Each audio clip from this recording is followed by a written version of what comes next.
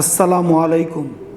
সন্তানকে ভালো মানুষ হিসেবে গড়ে তুলতে হলে পিতামাতার পারস্পরিক শ্রদ্ধাবোধ, ঐক্যমত ও সমন্বয়ের মাধ্যমে সন্তানকে লালন পালন করা অত্যন্ত জরুরি।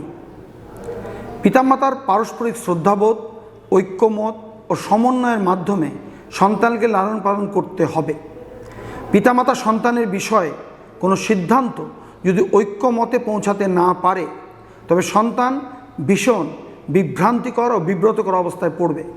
সে বুঝতে পারবে না কার কথা শুনবে এবং কোনটি সঠিক সিদ্ধান্ত।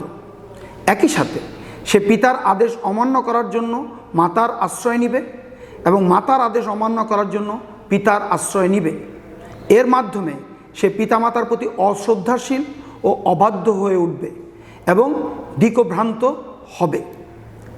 এ ঘটনায় পিতামাতার পারস্পরিক অশ্রদ্ধাবোধ প্রকাশিত হবে, যা সন্তানকে মানসিকভাবে অসুখী করে তুলবে এবং পিতামাতার প্রতি অশ্রদ্ধাশীল করে তুলবে।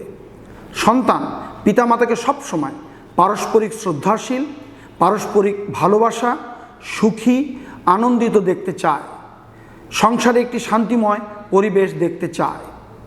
সন্তানের ব্যাপারে সকল সিদ্ধান্ত আলোচনার মাধ্যমে ঐক্যমত প্রয়োজন এবং সুষ্ঠু সমন্বয়ের মাধ্যমে তার প্রয়োগ প্রয়োজন। পিতামাতার উচিত সবসময় সন্তানের সামনে একজন অন্যজনের প্রশংসা করা এবং সন্তানের জন্য অন্যজন কত গুরুত্বপূর্ণ তা বোঝানো। চলুন আমরা পারস্পরিক শ্রদ্ধাবোধের মাধ্যমে, ঐক্যমতের মাধ্যমে সিদ্ধান্ত গ্রহণ করে আমাদের সন্তানগুলোকে লালন পালন করি এবং তাদেরকে ভালো মানুষ হিসেবে গড়ে উঠতে সাহায্য করি। আসসালামু আলাইকুম।